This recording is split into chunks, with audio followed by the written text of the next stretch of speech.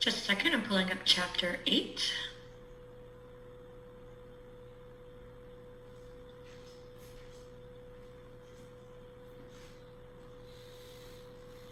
All right, the one you guys have been waiting for. Chapter 8 is marketing. Marketing your program of early care and education.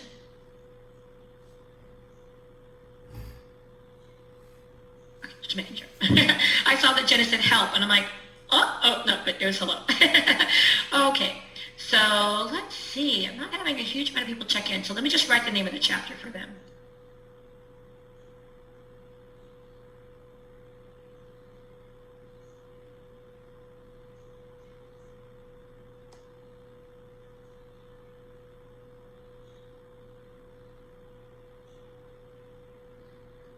Just in case somebody's a little bit late.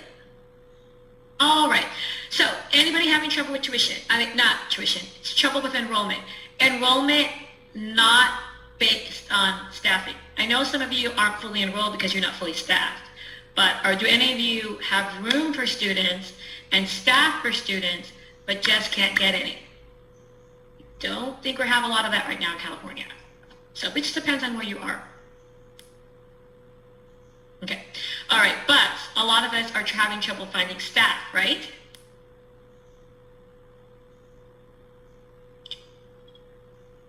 Yes, but so it's the same principles, okay, the same principles.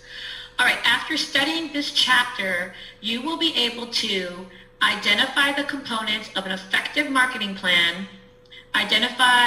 describe internal and external marketing strategies often used by programs of early care and education. Okay, so developing and implementing a marketing plan. So marketing really intimidated me in the beginning of my career as a director because I didn't feel like that was in my purview.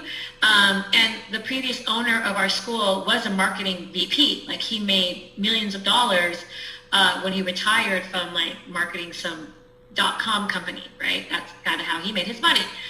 And so when he left, when he sold the business, I felt like I was just kind of left hand holding the bag. But marketing is a form of education. It educates families about your program. And when you approach marketing as a teacher, you're just teaching people about your school, it really makes it a lot easier, okay? A marketing plan is a document that describes what you will do, in the coming year to publicize your program and the service it provides. So your marketing plan's in the middle, and a lot of the things we do are circular, and we talk about this a lot in my leadership class because we talk about schools as systems, and we're like a living, breathing system, so that's a lot of gears in motion, it's like a circle, okay? We don't really have a linear job where we do something and then it's done, right? Like we build a house, right? We start building the house, we build the house, and now it's done, right? We're always revamping things, okay? So your marketing plan is your vision, right? Your ideal client, your brand, your goals, your marketing strategies, your action plan, your sales tools, and then you need to review and adjust. All right, so developing an effective marketing plan. So you want to identify your program's marketing niche, okay? Describe how it is different from other programs in your community, okay? So right now you can tell me what's your program's marketing niche, what makes your school special, okay? And you can do it in what makes it special for attracting new customers or what makes it special for attracting new staff.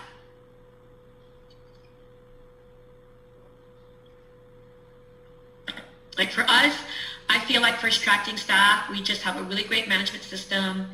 Taylor and I, we're really respectful. We approach managing from a teaching background, so we just think of all the things we hated as a teacher, and we don't do those things as a manager. So we think that makes us very an attractive place to work.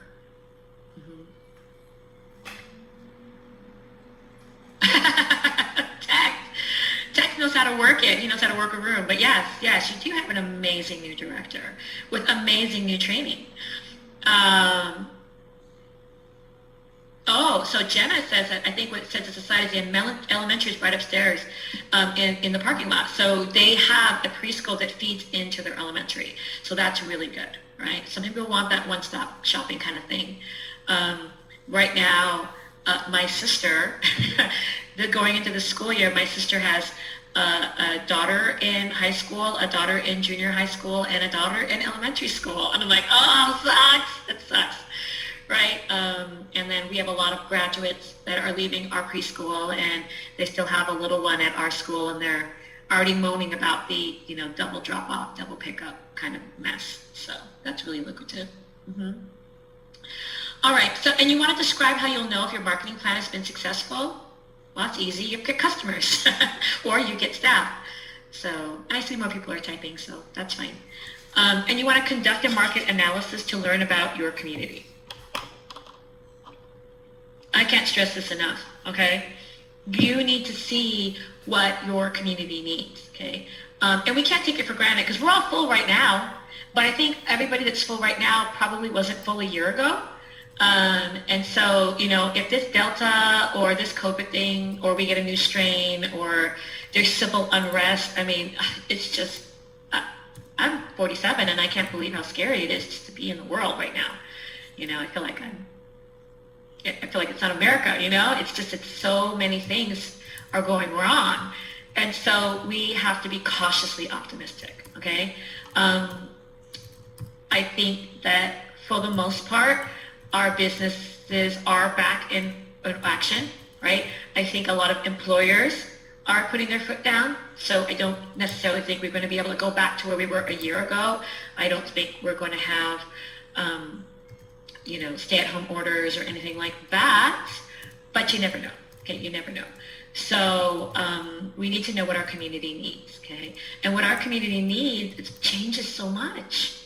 And so pre-COVID, I don't know, I just felt like it would change, but like every few years it would change. Like, you get a bunch of students that were the younger student, right? And they had big brothers and sisters in elementary school.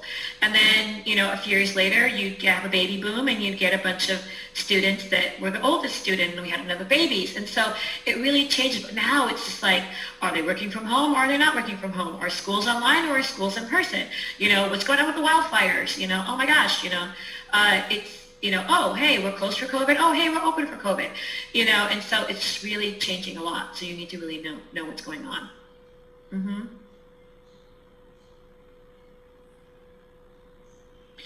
So Li Ping wants to know, how does the parents usually find the child care center that's the right fit for them? Well, usually they'll call referral agencies. So if you're having trouble with enrollment, you want to get on the referral agencies list. The referral agencies that I know of are the YMCA, CRS, CDA, Child Care Aware, and NACRA. Okay, so I'll have these people call me and be like, hey, I'm working with a family, they're looking for infant care. Hey, I'm working with a family looking for toddler care. So they'll do that, or they'll just, again, Google, right? They'll go to Google. A lot of families will do their due diligence, especially with babies. Okay, they're on there reading your Yelp reviews. They're on there, on Facebook saying, hey, they'll go to your community's Facebook page and go, hey, I'm looking for a preschool. What do you recommend?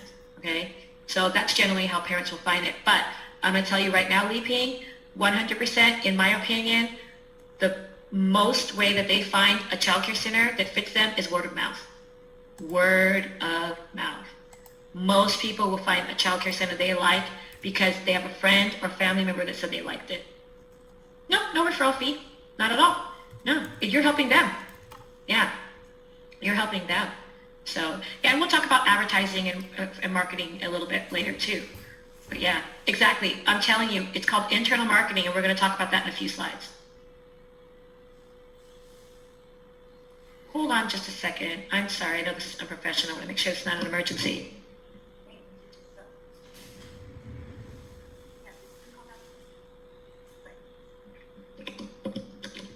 So sorry. That was my daughter, and she's not here, and I just wanted to make sure it was an emergency. But she just forgot I'm teaching because, 25-year-olds don't pay attention to what's going on. All right. But yeah, word of mouth. So now, when you conduct a market analysis, again, you don't have to make a survey and email it to people or go door to door or make phone calls. You can do your market analysis online. Everything can be done online. A decade and a half ago when I took over, I was lost. I didn't know what I was doing. And nowadays it's so easy, okay?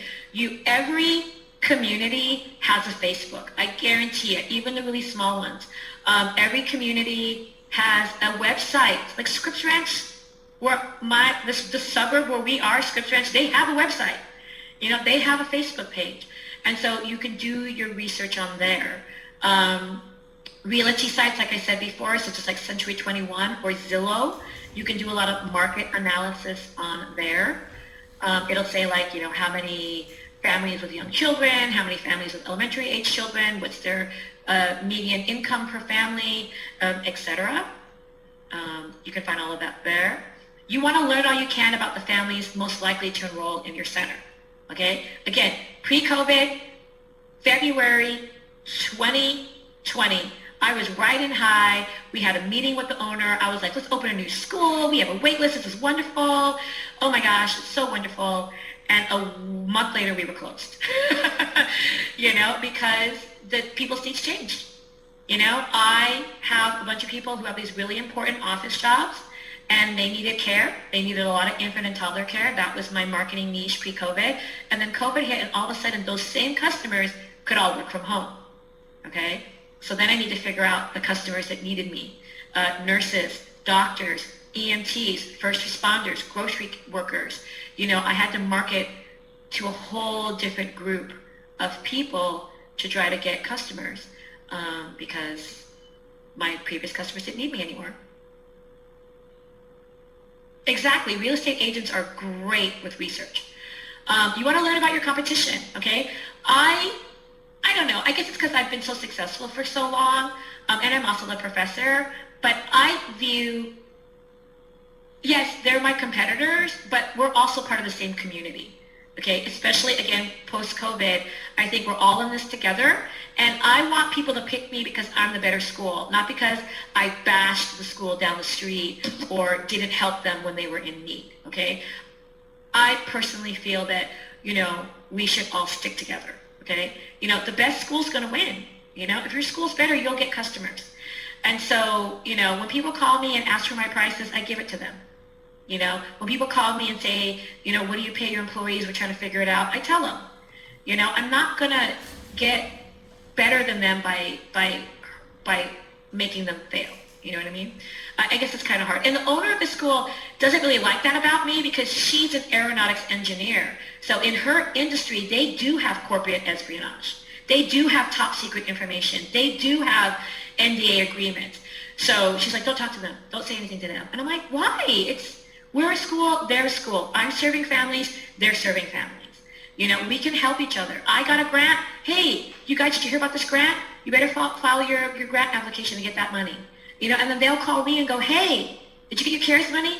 Oh, no, yeah, you forgot. Oh, no, you gotta go to this website. Yeah, okay, yeah. You need to help each other out, all right? You want to plan marketing strategies you do want to be careful about recommending other schools, though, okay?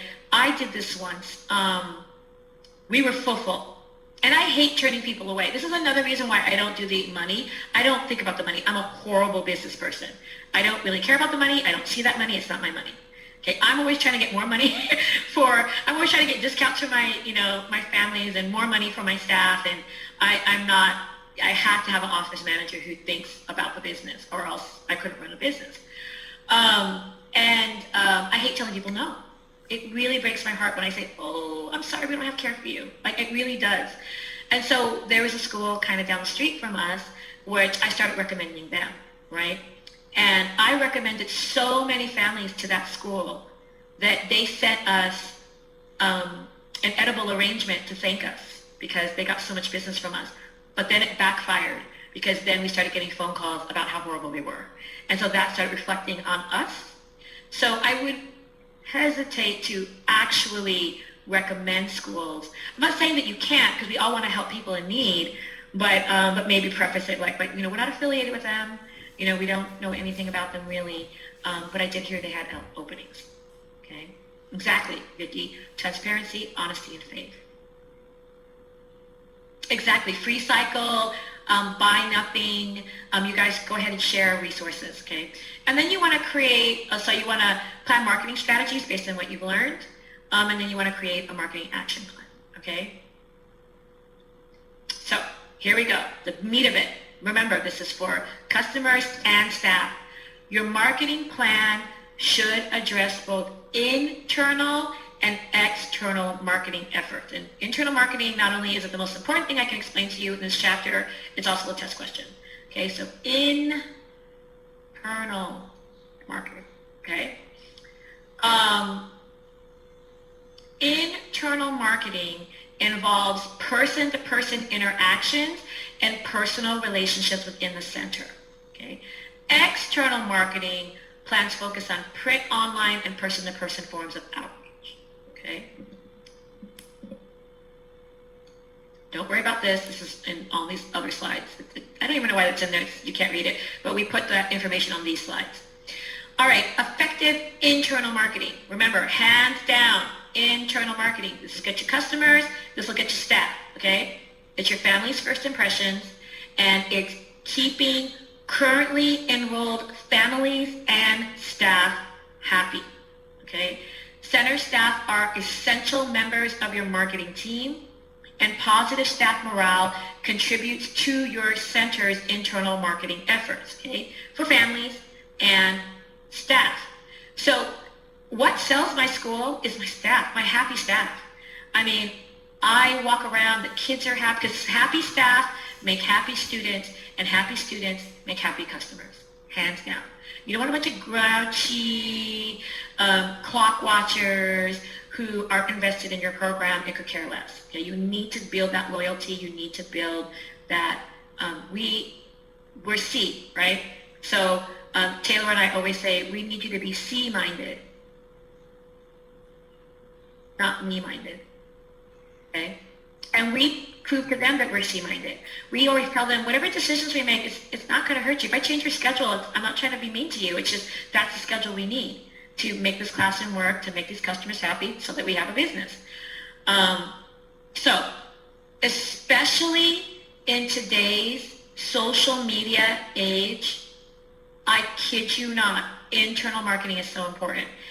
Your customers will literally, not figuratively, but literally do your job for you, okay? Because everybody in this society wants to be in the know, right? They want to go on Facebook and brag, oh, well, my kid goes to the best school. Oh, no, it's the best school. Oh, look at this awesome art project. Look at this cool Mother's Day present. Oh, my God, Miss So-and-so is so nice. Like, they will literally do your job for you. And then guess what? All their friends will want to go to your school because they want to go to the best school. And so you've got to get your school to that point, right, where people are so happy. Okay, and it's the same thing with staff, you know? And I don't like the idea of directly poaching or stealing, you know, employees from another school. Obviously, that's not very nice. But the fact of the matter is people are human beings and they're free, okay? So, I mean, I'm not going to go over there and advertise, you know, in front of their school or send letters to their employees saying, hey, come work for me, I'm better. But if I get an employee from that school and they're happy, they're just going to tell their friends, like, oh, my God, this is the best. Oh, no, I got a bonus. Oh, no, I know I'm new, but I still got the COVID bonus because everybody gets a COVID bonus, you know, for the school being open a year. Yeah, no, I got $100. That was awesome. Oh, no, yeah, they catered lunch for us last week. Yeah, I know we're not supposed to have potlucks, but they catered boxed lunches. We each got our own box of individual lunch. Oh, no, it was amazing. Yeah. Oh, no, yeah, we get birthday pay. Oh, I know you haven't been there a year, but everybody gets their day off for their birthday. It's so great. Oh, no, Christine never yells at me. Oh, no, she's so chill. They're very nice. You know, and then their friends will be like, screw this. I don't want to work at this school. I want to work at that school. So these are the ways that you can, you know, get employees, that internal marketing. Okay. External marketing. External marketing, it has to exist, right? Print marketing, not going to lie, hasn't been very effective for me. You know, 16 years ago when I first took over, I did coupons, I did flyers and brochures and, you know, things like that. But it's just the modern age. Okay? It doesn't really resonate with the modern age. What do you do with coupons you get in the mail? You throw them in your recycler, okay? Unless it's something you need immediately, like food, like a coupon for pizza, you go get pizza. If you don't need daycare right that second, you don't really pay attention, okay? So it hasn't been as effective for me.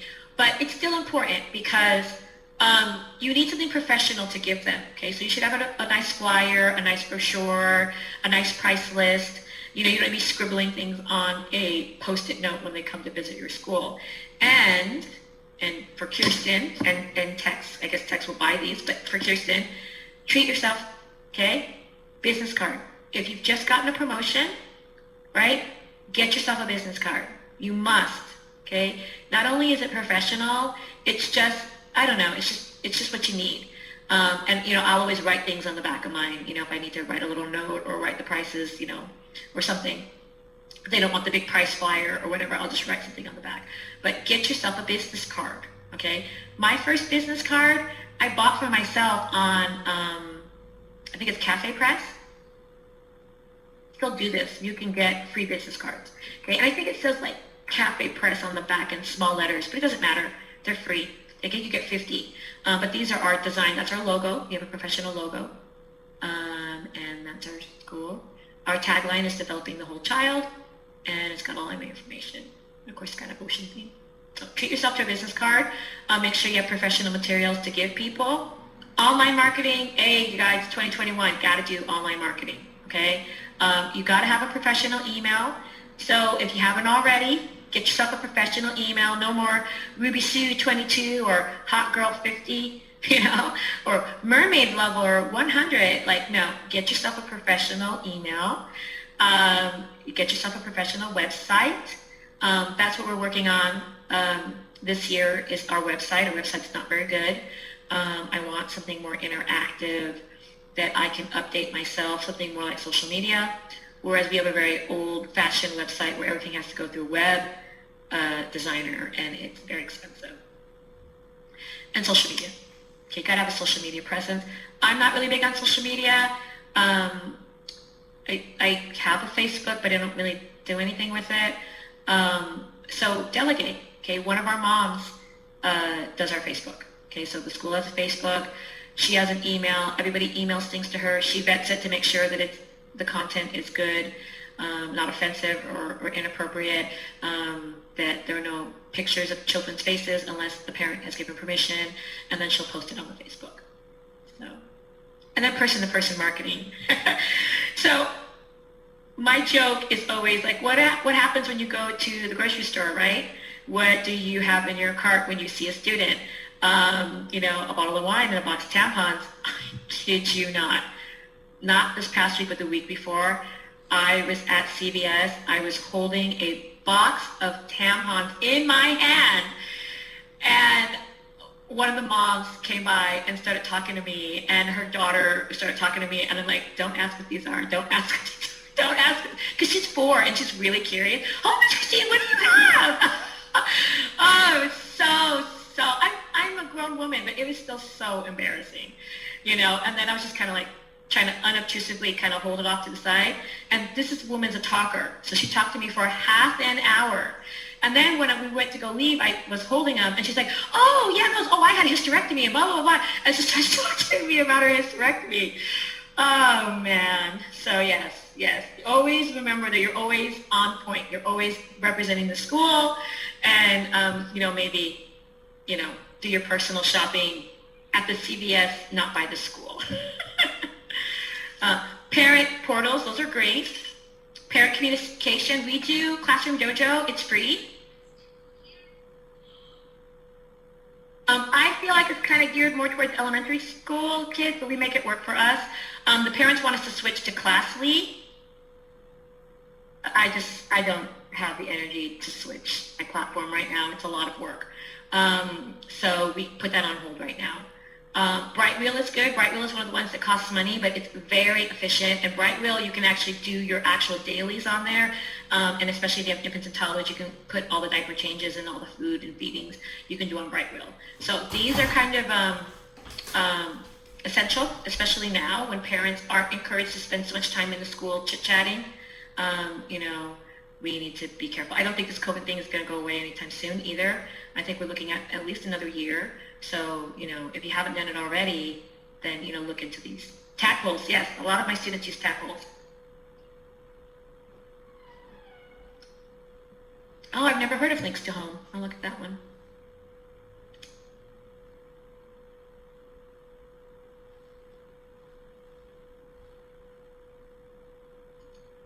All right, so again, that's just our basic marketing chapter. It's very fast, very short. Remember, it's internal marketing, okay? You got to make the people you have currently happy. That's how you attract staff and families. You can do things like offer a discount.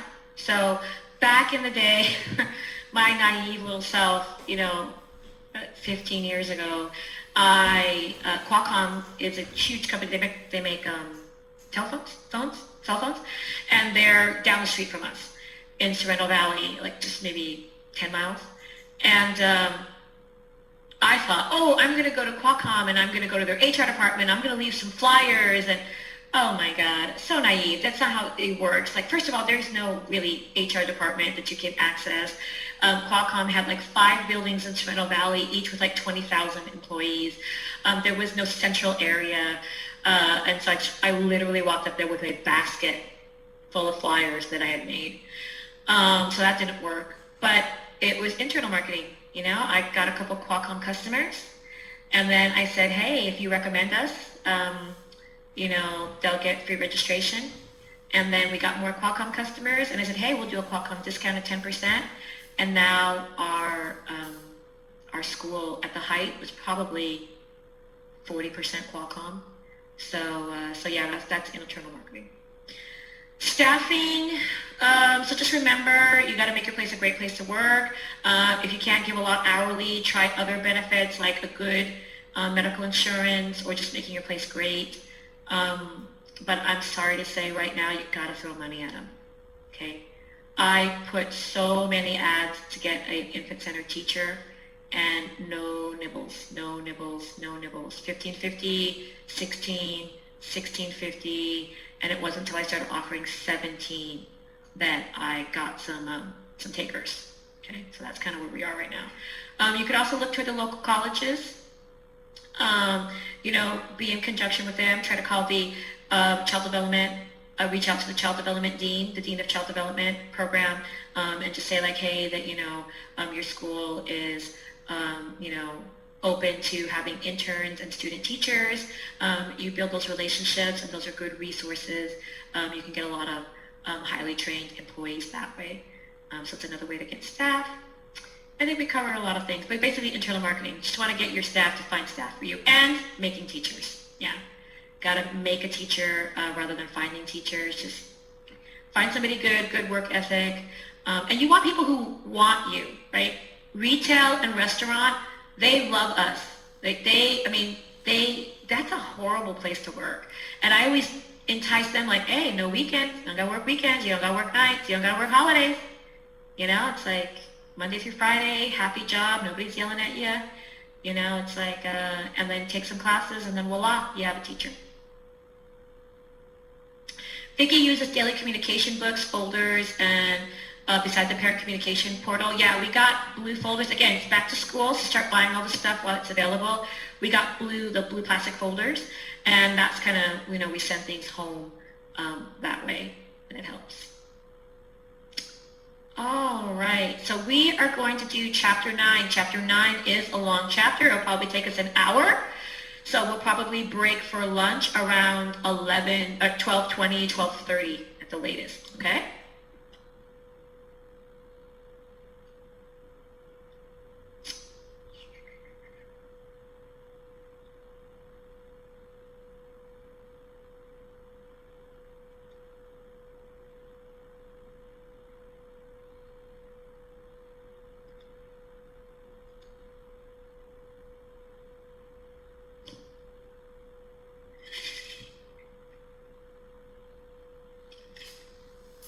No, I have test questions. Thank you. No. Usually to make the lunch break short, we have to have unanimous, and it's really hard to get unanimous for 17 people. But yeah, I wasn't planning on that today. Sorry, Tex.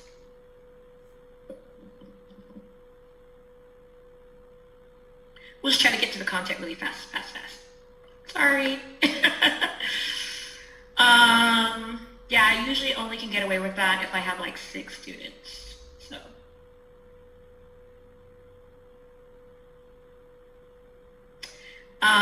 Let's see. Test questions. Okay, so easy peasy. 15, internal marketing. Okay, remember we had a couple of slides on internal marketing. Internal marketing strategies are things that you do to A, satisfy and retain current clients, B, advertise your program to potential clients, C, train and educate staff members so they can advertise the program, or D, ensure signage inside the facility remains up to date. Okay, so internal marketing strategies. Okay, which one is an internal marketing strategy? A, satisfy and retain current clients. B, advertise your program to potential clients. C, train and educate staff members so they can advertise.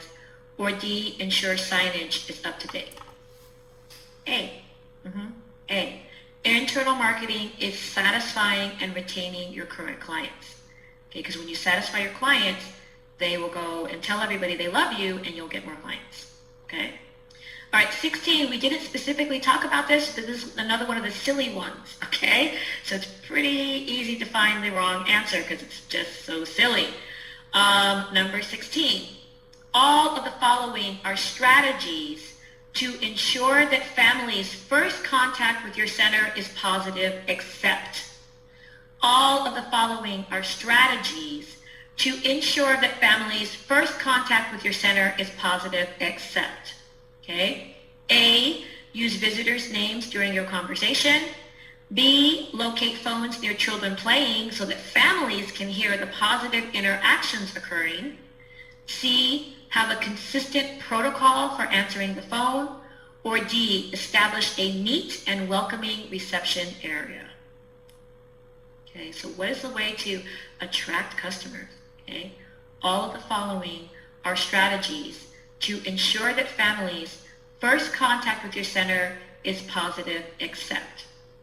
A, use visitors' first names during your conversation.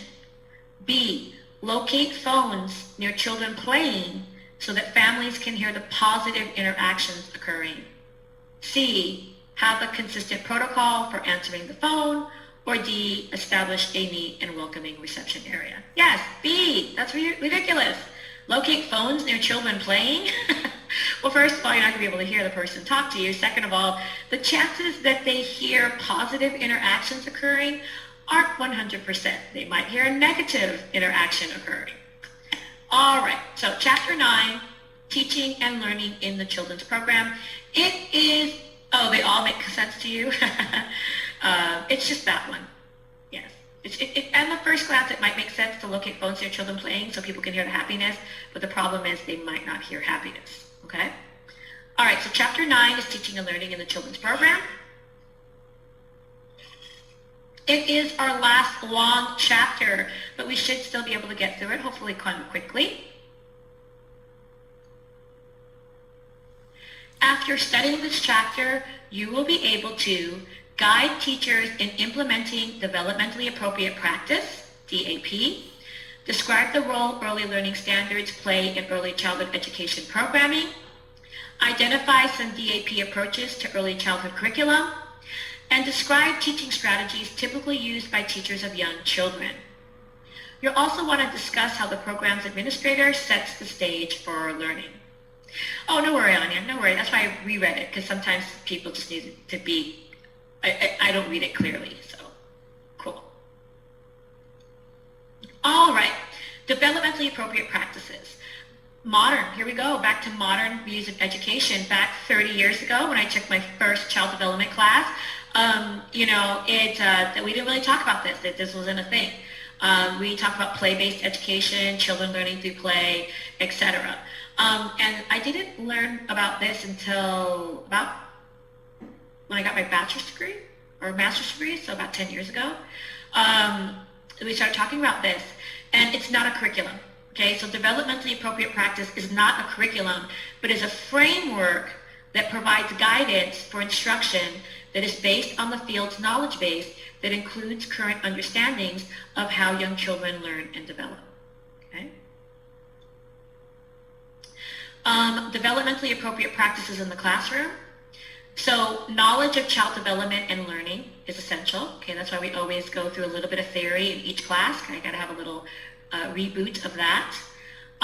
You want to know each child as an individual.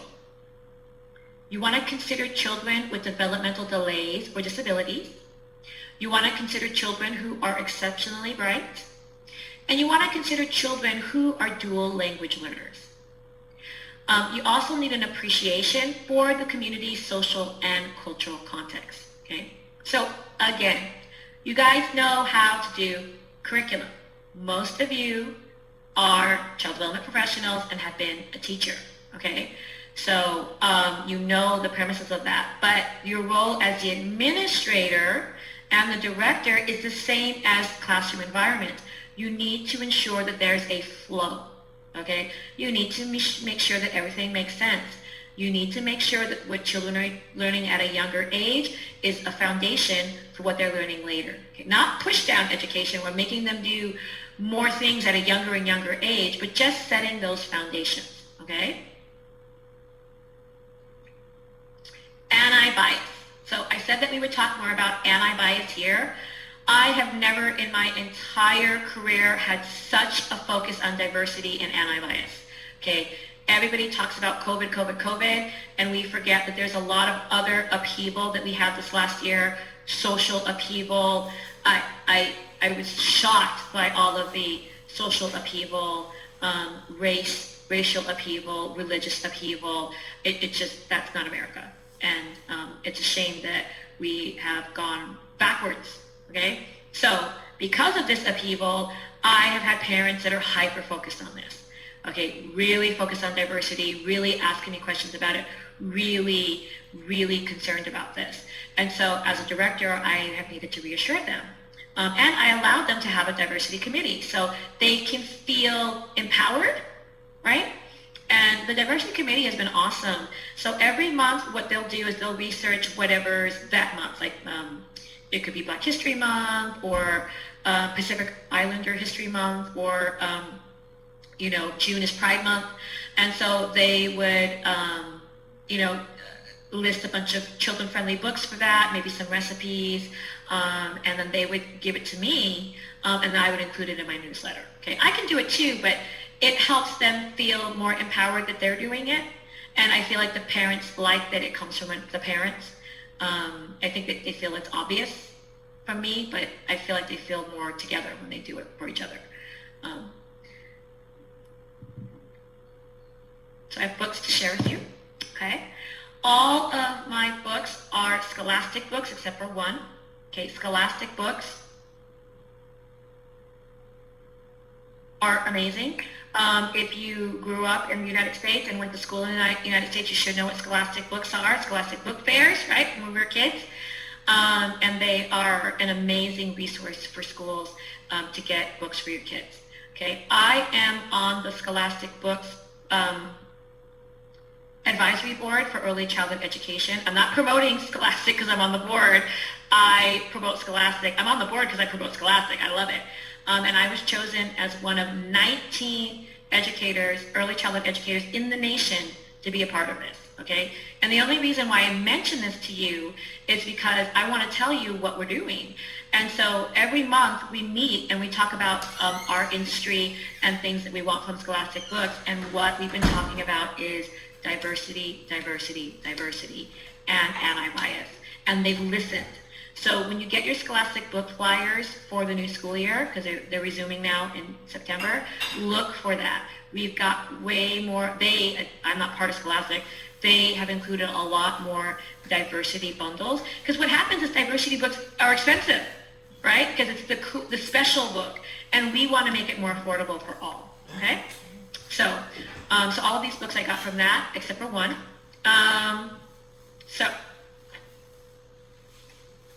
The problem with anti-bias education is you want to avoid tourist curriculum, okay?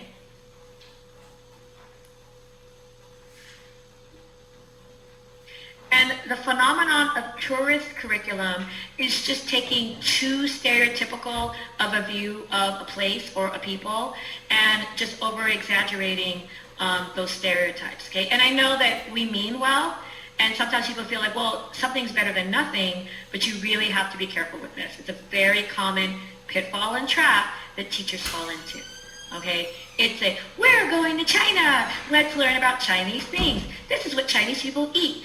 This is how Chinese people dress. Let's listen to some Chinese music. And it's like, really? China has several billion people, you know? And so you really want to avoid that kind of labeling, okay? What you want to do is when you present stories or foods or cultures, you want to be very specific. Okay, this is what she does. She lives in this area of China, and this is her story. This is what her family likes to eat. This is where her family, you know, their celebrations. Okay, so you want to do that. So this is a book called The Water Princess. Okay, and so some teachers might get it wrong and be like, oh, let's go to Africa. Let's read about Africa. This is Africa. Everything in Africa is like this. And it's not. Africa is the biggest continent on the planet. So it's very diverse, okay? So you want to make sure that this is her story, okay? I am Princess Gigi. My kingdom, the African sky, the dusty earth, and someday, the flowing, cool, crystal clear water someday, okay? And she's the water princess, and the reason why she's the water princess is her mom tells her to wake up and put on your crown. Okay? And she doesn't want to wake up. She doesn't want to put on her crown. She's lazy, you know? Not lazy, but she's tired, right? She's mad. You know, kick the dust. I don't want to do this, okay? And she needs to put on her crown. And her mother and her walk miles in the hot sun to get water for their people, okay? And this is a very powerful photograph, or a drawing, I should say. That hot sun, okay? So when you present this, you want to present this as her story. And this book, at the end, it has her story, okay? It actually has the actual little girl. And it shows all their people getting water, right? And a philanthropic organization allowed them funding, gave them funding to get a well, okay? So this is about them, not just Africa, them. All right. So then you have something I call a bridging book, and I just made up that term, bridging story. It's a little bit touristy, but you know there are benefits to this type of story, where you take a normal European white fairy tale, and you repackage it with a different culture, okay, to try to reach out to a different audience. Okay, so this is Goldilocks and the Three Pandas, instead of Goldilocks and the Three Bears. And there is benefit to that, okay? And it doesn't just benefit children that are Chinese. It just, other people would be like, oh, hey, cool, it's not just Goldilocks. It's different. And this is what Disney's trying to do with some of their stuff, and people are really, you know, freaking out about it. But there is value in that. There's value in reaching other audiences and not just assuming everybody wants to see the white cheerleader, okay? I always say you don't have to have a poster of a purple-haired Mexican lesbian to reach out to a purple-haired Mexican lesbian. You just need to represent something other than the blonde cheerleader. And one of the most powerful things that I've seen is the Dwayne Wade Gatorade video for his retirement. It's 3 is the magic number. That made me cry when I first saw it. And I have it in the class. I used to show it in class. And I don't follow basketball. I am not black and I am not a man. But that gets me every time. It's just to see something other, you know, than the Jeff Bezos of the world. And I think it's a very powerful thing to understand. All right. The other thing, oh yes, you're right. A lot of questions.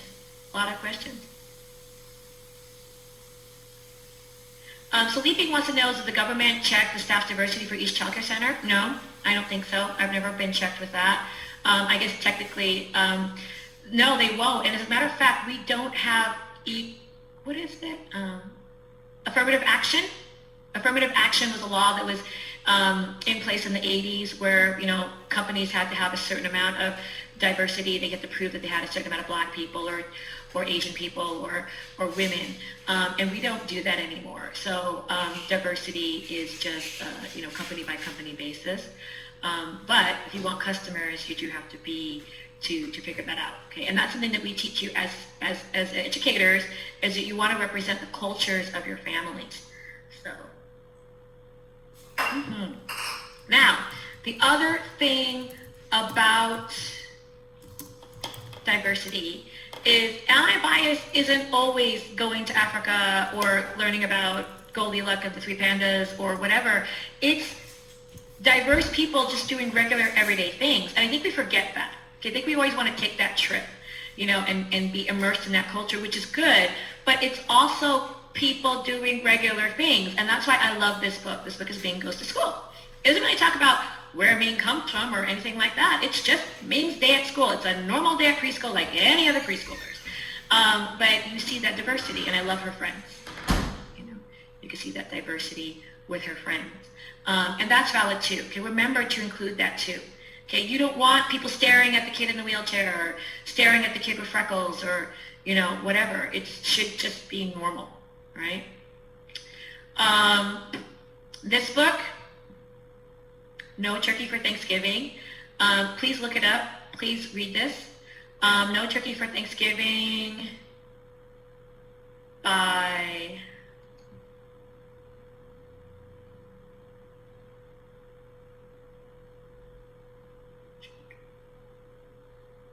I'm just going to write the name of the author.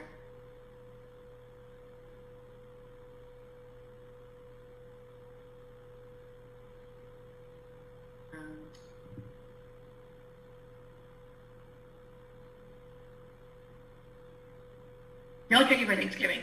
This book makes me cry too. So this book highlights the pitfalls and the traps. That even the best teacher thinks they're doing a good job and they're not, okay? So this teacher talks about, they do the Pilgrims and they do the Native Americans, which people are really shying away from. But she really tried to boil it down to Turkey Day. We're going to have Turkey Day, right? And so Thu Yet, who's Vietnamese, is really excited about Turkey Day and she makes a turkey, right? So the teacher just kept going on about Turkey Day, Turkey Day, Turkey Day. Well, what happens is Thu Yet goes home and tells her mom, we need a turkey for Thanksgiving. And her mom says, we don't eat turkey. We eat duck. And so it makes me cry because so many drawings in this are this stressed out child. And she's a kid, she's like 3 or 4. They have a circle time with a circle. They're not it deaths. They're little. And so she's like, what? And she even gets her own money because she's really freaking out. She doesn't want to do it wrong, right?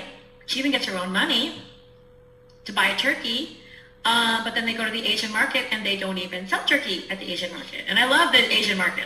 To me, this is an Asian market. It looks like an Asian market to me. That's how they look, right? So, and again, stressed out. Okay, our job is not to stress children out, okay? And stressed out. Right? So finally what she does is she puts her little turkey that she made. Okay?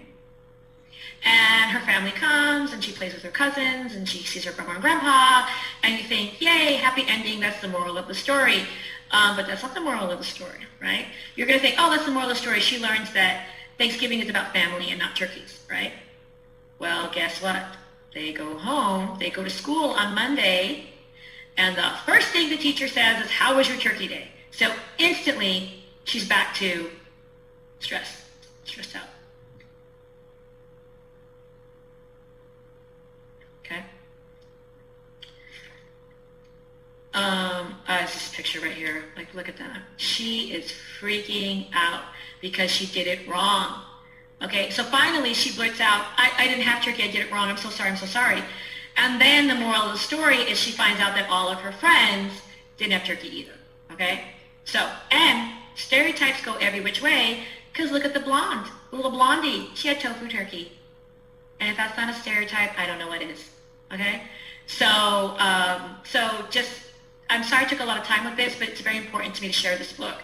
That this book is a cautionary tale for teachers.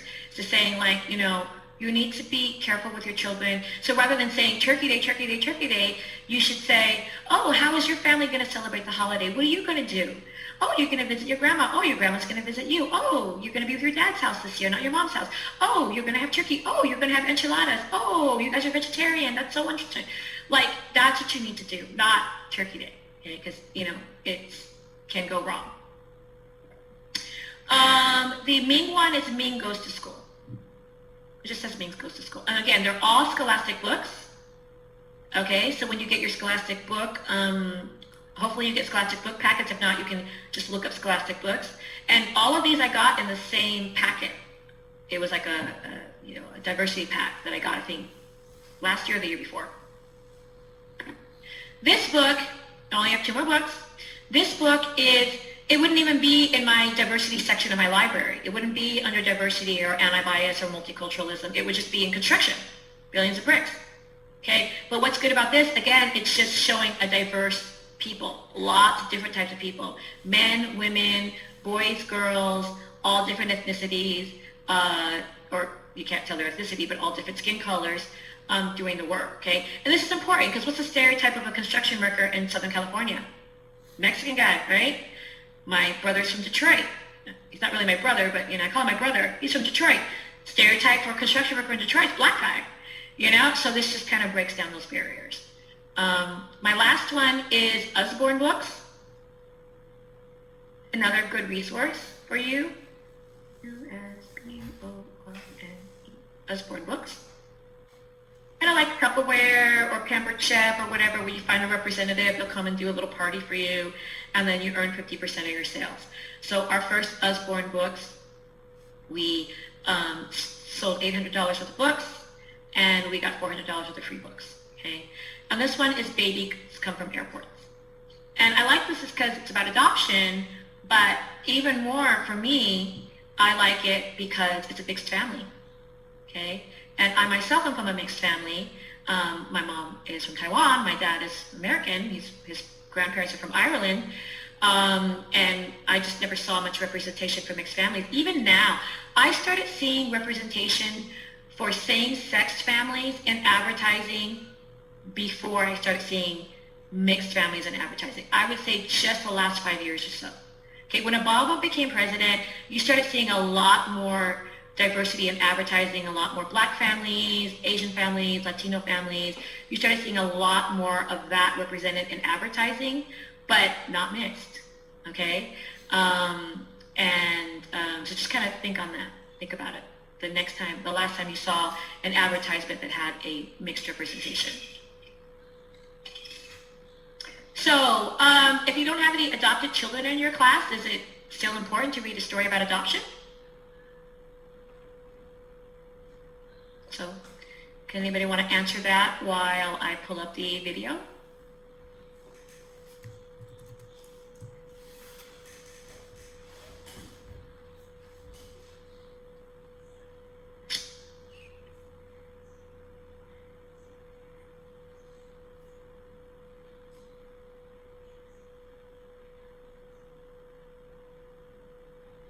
Just a second, I'm looking for the video. They're just named weird, because if it's called Chapter 9 Video, it'll be under C, but if it's called the name of the video, it's under the name of the video. So, I'm just having trouble with this one.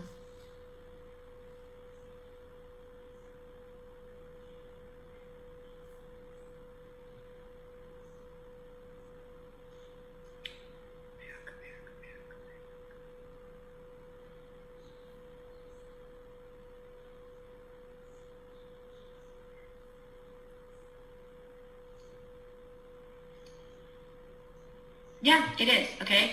It is good to read a story about adoption, even if you don't have any children that have been adopted, because again, you want to show diversity, you want to show different families, okay? All right, so here's the book.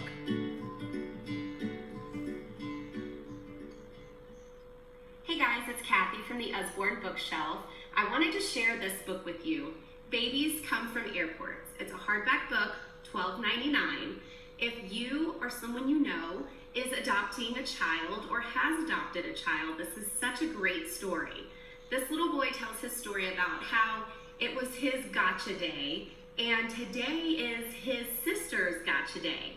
So these two little boys and their dad, they go meet their mother at the airport, and the mom is coming home with a new little baby. But I'll show you the book in just a second, but I want to read this last page to you. Okay, it says, some babies have a gotcha. Today is my sister's day, and when she's big like me, I'll know exactly what to say. We met you at the airport. I waved at planes above. But right now, all she needs to know is that babies come from love. It is such a cute story. So let's take a look and see what it's like on the inside.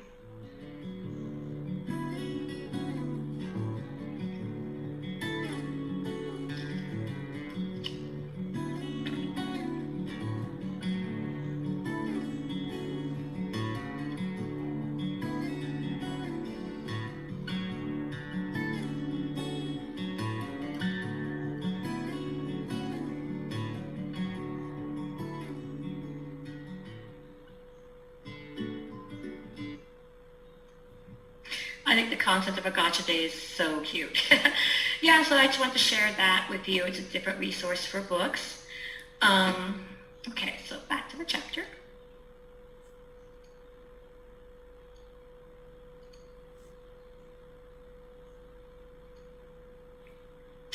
Obviously, we're not going to spend that much time on every slide, but the anti-bias portion of the lectures is, obviously very important. All right, so onwards, early learning guidelines are a set of expectations, guidelines, or developmental milestones that describe what young children should know and be able to do before they enter kindergarten, and describe children's positive disposition toward learning. They are appropriate for all age groups, infants, toddlers, and preschoolers, for children with disabilities or developmental delays, for children who are exceptionally bright, and for dual language learners. They describe what children need to know and be able to do to be ready for school success, and are developmentally, culturally, and linguistically appropriate. Okay, so now we're going to get into the meat of this chapter, and I'm going to spend a bit of time on the next two slides. So this slide and this slide, okay? Early childhood curriculum should be thoughtfully planned, promote active learning, be comprehensive, challenging, and engaging, be developmentally appropriate, and be individualized and adapted to meet each child's needs.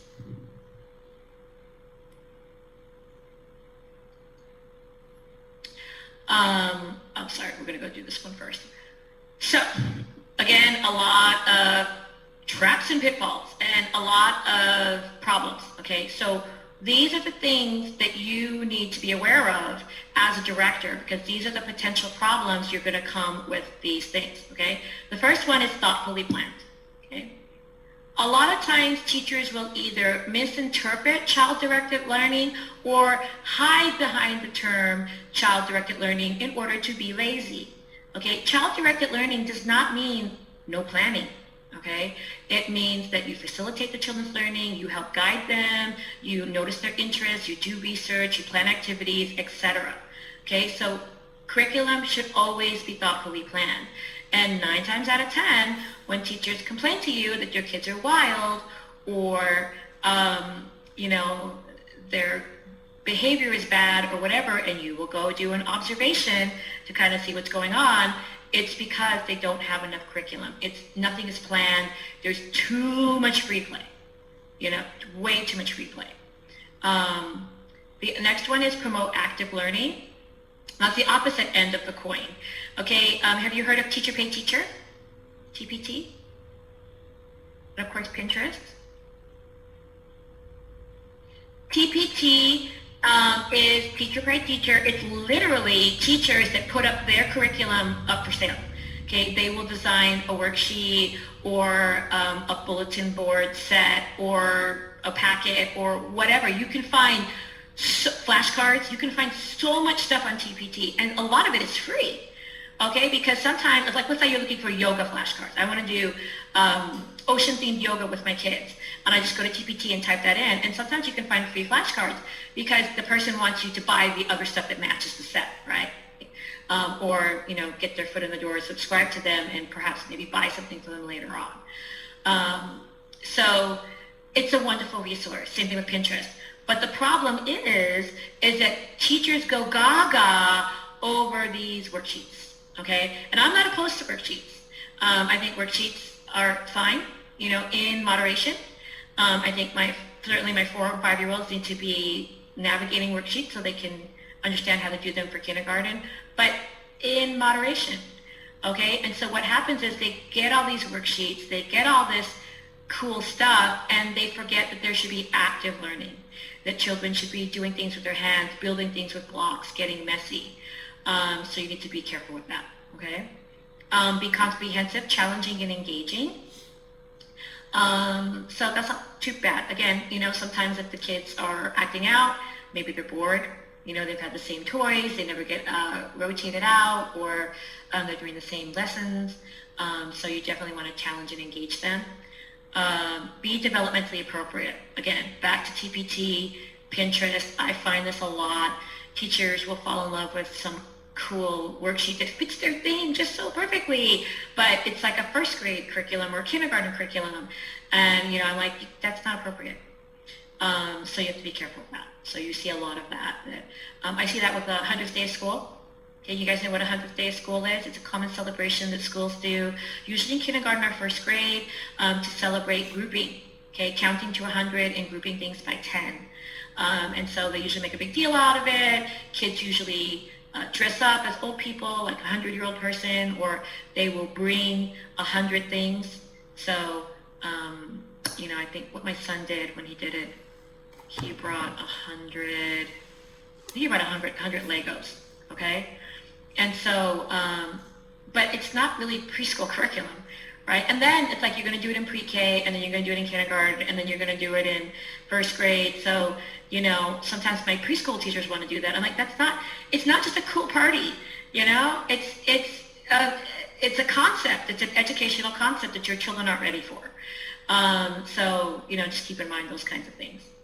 And they need to be individualized and adapted to meet each child's needs. This, you're going to get probably the most resistance from this one.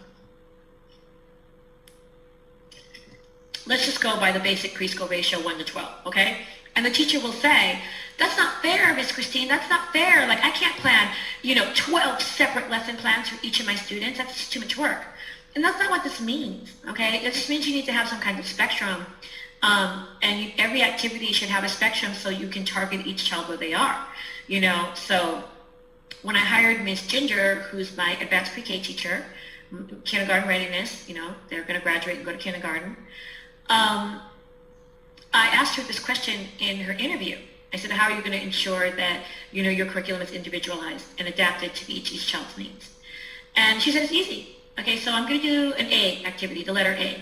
And my basic letter A activity is I'm going to have a worksheet with the letter A, capital, and, it's going to be written several different ways. It's going to have a box, it's going to have dots, it's going to have lines, it's going to have a blank space, and the child can practice writing the letter A.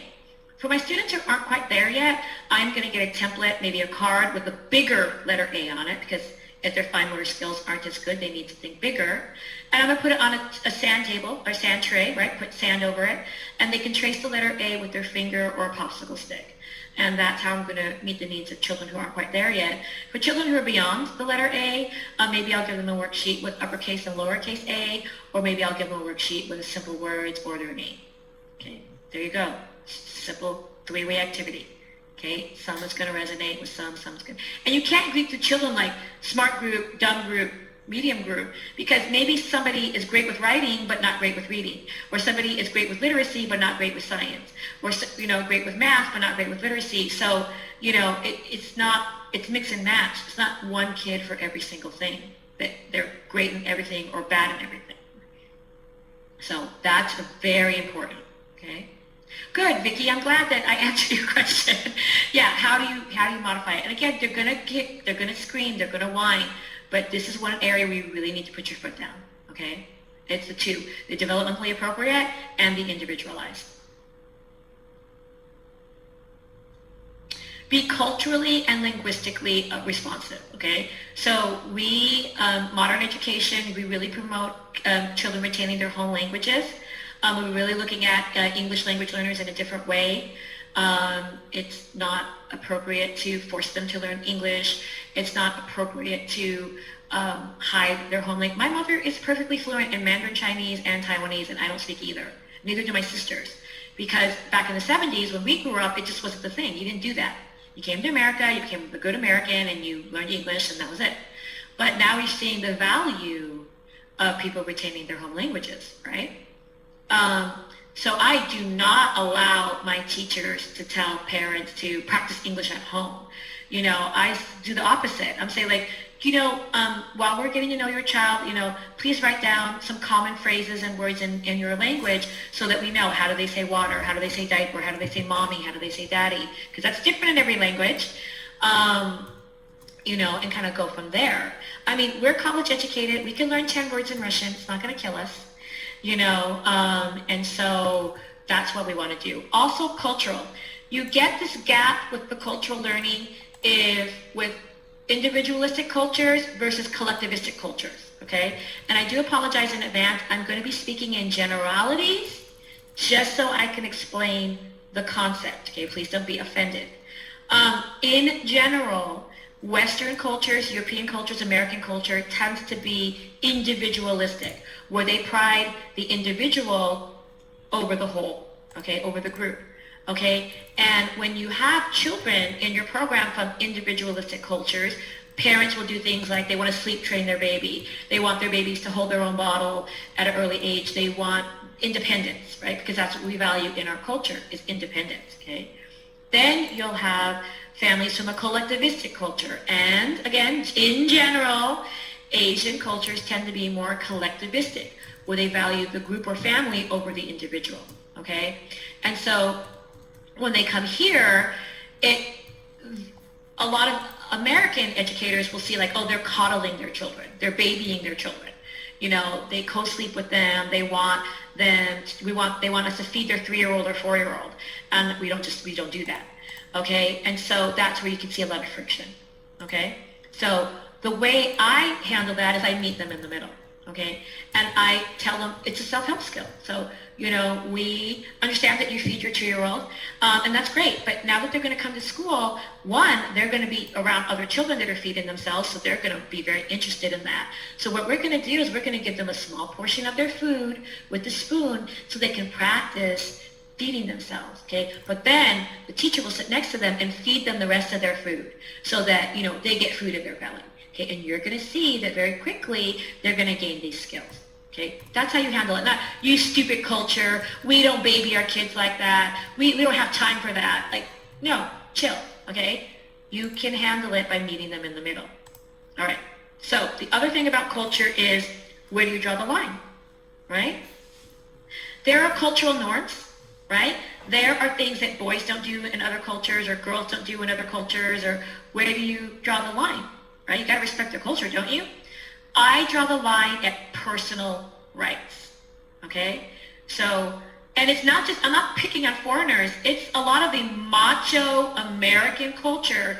Those are the ones who are going to be like, oh my God, why is my son wearing a dress? Don't do that. I don't want him to be gay, you know, that you're going to see that, right? And so what I say is, I'm so sorry, I didn't mean to offend you by that, but I need to remind you that at this school, all children are allowed to do all things. Okay, so while we do respect your culture, at this school, all children can do all things. So if he wants to put on the Elsa dress, he's just dressing up. That's why it's called dress up. He wants to be something other than he is. He knows he's not a girl. He knows he's not Elsa. It's fun. It's the same as letting the girls dress up as a firefighter or Shrek or something like that, or a Jedi, you know? So, you know, just remember that at this school, everybody can do everything. Okay, and honestly, if they don't like it, they can make a different choice. This happened to me at Mesa College when I was a teacher. Little boy was playing with housekeeping stuff, a broom and a dustpan. The mom came in, flipped out, said, he can't do that, that's women's work. And I said that, and I sent her to the director, because I wasn't the director back then, And she said the same thing. All children can do everything at this school.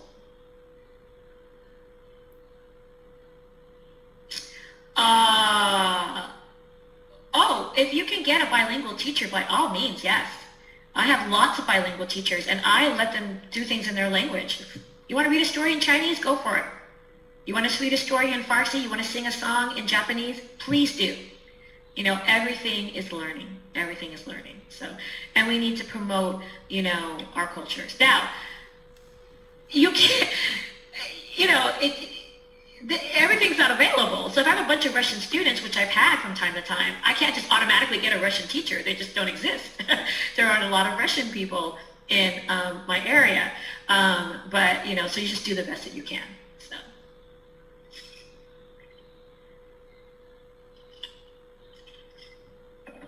It's internal marketing, okay?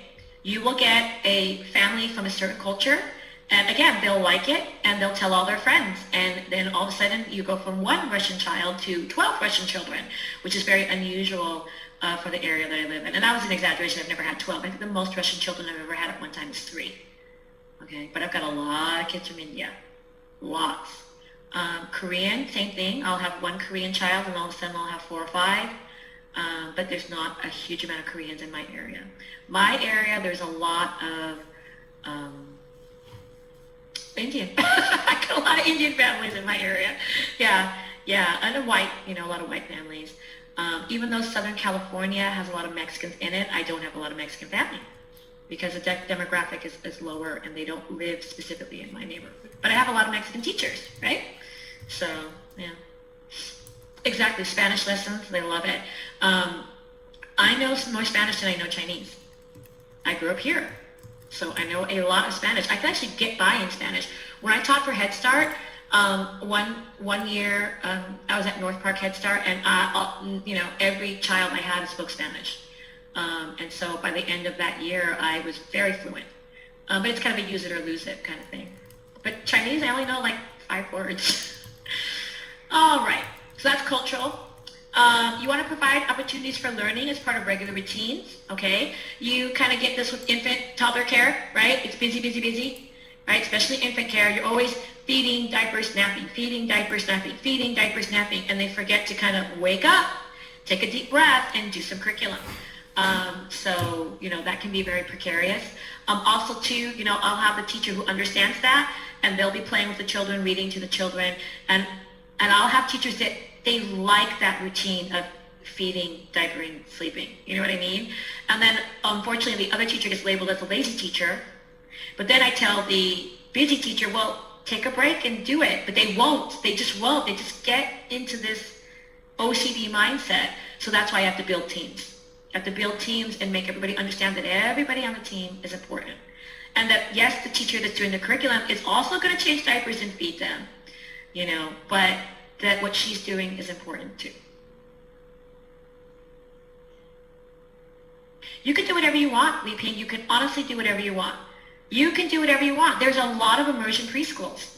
So there are preschools that are Chinese here, you know, and people that aren't Chinese will bring their kid to your school so they can get that immersion and learn Chinese, you know, or Spanish or French. I have several students. There's a French academy, a French preschool here in San Diego. So yes, please, you can, that's a marketing tool for you. Mm-hmm. No regulation. As long as you're meeting the rules of California, it doesn't matter what language you speak. So when we do Title 22, I'll talk, as long as they're qualified to be a preschool teacher, it doesn't matter which language they teach them in. You are not required to do English. So, and please reach out to me too, we could talk more about this, because it sounds like you've got a business model that you want to promote, and I fully support that. There are quite a few you know, schools here that are not English. Yeah, that's not a requirement. The only requirement is they have to have these units. And guess what? We teach them in Mandarin and Spanish now. So you don't even have to get these classes in English. So English is not a requirement anywhere. So hopefully that helps you. No, as long as the teacher, the split class has the appropriate ratios, then that's important. So if you have, you know, 12 children, you only need one preschool teacher, right? If you have 15 children and you split the class, you're fine, but you can't go over the ratio of 1 to 12. All right, so you want to provide opportunities for professionals and families to share responsibility for young child learning. Again, with COVID, we're being a little bit more cautious, but with the vaccination, I have opened my doors, okay? If my family, if that parent is vaccinated and they wear a mask and they wash their hands, by all means. I had a mom come and did a dental presentation, during Dental Health Month, which is in February, because she had the vaccine before anybody else, right? Because she was a medical professional. I had a mom last week. She worked for NASA, you guys. Awesome. She's actually the team that's in charge of one of the rovers that they just put down there, and she's one of the team leaders. They actually interviewed her, and her kids go to my school, and she came and talked about it, brought photos, actual photographs of Mars that she had blown up like posters, and she bought every kid a little Mars rover Hot Wheels toy.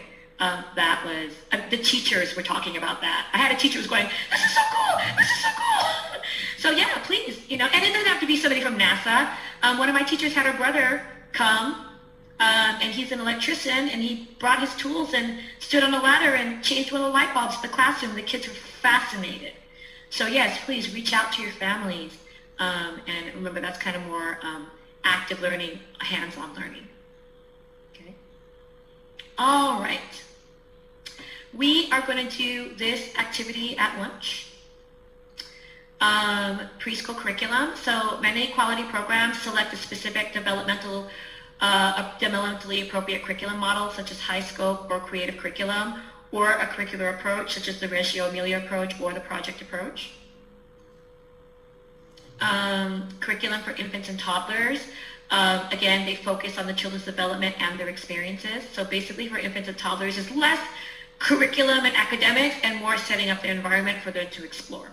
Okay? Caregiving routines, feeding, diapering, napping, etc. are an important part of their curriculum. Teaching strategies. So child-initiated activities and scaffolding. So I said yesterday, we talked about scaffolding more today. So you want to provide opportunities for hands-on experiential learning. Okay, remember, hands-on active learning. This is going to be one of the things you're going to run into.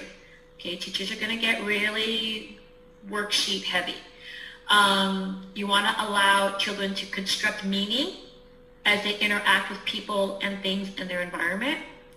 And scaffolding. And I believe scaffolding is one of our test questions. Okay? And scaffolding, people get this question wrong because it sounds wrong, okay? Scaffolding is the least amount of support children need to achieve success, okay? Note that. Remember that. Scaffolding is the least amount of support children need for success. And people always get that wrong because they think, it sounds like you're not helping them. Why am I giving them the least amount of support? It sounds like I'm a jerk. No, it isn't. You're just giving them just enough help so they can do it themselves. If you do it for them, they're not going to learn anything. Okay, so just remember that about scaffolding. And scaffolding works for parents and staff too. Okay, so if you have trouble with a staff member, you just scaffold them. Like, you're really having trouble planning your curriculum. Let's sit down and do some things together. And you give them just enough help so they can do it themselves. You're not going to plan their curriculum for them. Okay. Also, children need a routine. Okay. Children, you can't have willy-nilly, one day you snack at 9, the next day you snack at 10, the next day you snack at 9:30. They need that consistency. Now, this is the other thing we're forgetting too, is direct instruction, okay?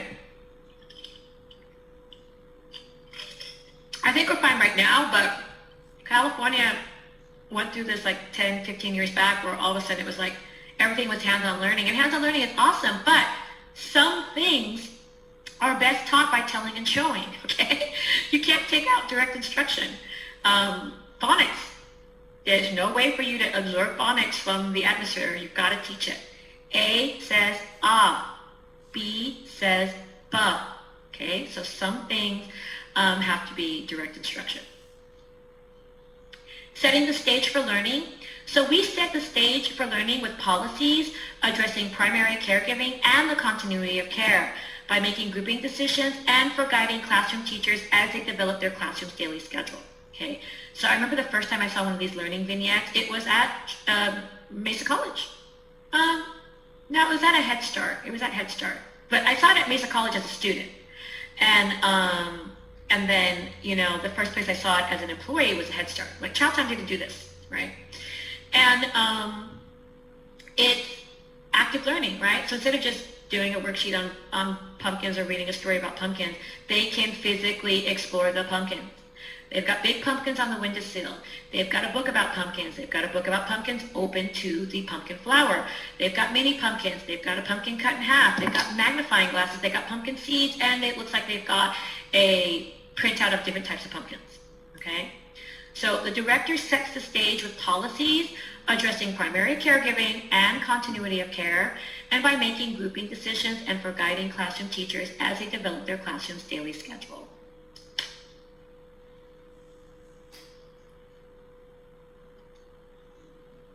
That's that. Okay, a lot of information. So what we're going to do is right now we're going to do the test questions, okay? And then I'm going to put up the activity, okay? So let's do the test questions first, so don't go anywhere yet. So number 17. Experts agree that early childhood curriculum should do all of the following except. Experts agree that early childhood curriculum should do all of the following except. A, promote active learning. B, be a different routine each day. C, be culturally responsive. Or D, be developmentally appropriate. B, I just said that. I said that so that I was like, oh, I don't think I talked about that today yet. So I made sure to say it. Okay, experts agree that early childhood curriculum should do all of the following except be a different routine each day. Okay, and then number 18, scaffolding. Scaffolding supports learning by providing A, the least amount of support children need to achieve success. B, children with structured materials. C, families with explanations of early learning standards. Or D, a direct instruction lesson for each new skill. Hey, I talked about that already too. Scaffolding supports learning by providing the least amount of support children need to achieve success. Okay, so we are going to have an hour lunch, but I do understand what Tex wants. So we're going to do an activity during lunch. That will save time, okay? So please, even though it is your right to take your whole lunch break and then do this activity, if you can find the time to do this really quick during lunch, it will save us time, okay? So I am going to put this activity up now, okay? So when we come back for lunch, I'm immediately going to play the video for this chapter, okay? So if you don't want to do this until you get back from lunch, you better take a picture of it because you won't be able to see it, okay? So I'm going to leave it up the entire lunchtime, and then when we come back at 1:15, I'm going to show you the video for this chapter, which is a 9-minute video, and then we'll discuss this activity. So hopefully that makes sense, okay? Awesome, awesome, Vicki. You're so smart to get that done, okay? Yeah. All right, so remember, you gotta add that to your student portal, right? You gotta type it up and upload it to your student portal, and you've already got one of your homework assignments done. All right, so see you guys at 1:15. Try to do this if you can. You don't have to do this, but try to do this if you can. At 1:15, I'm going to show the video, and then we're going to discuss this really quick. Okay, remember, only answer one question. Okay? Read the scenario.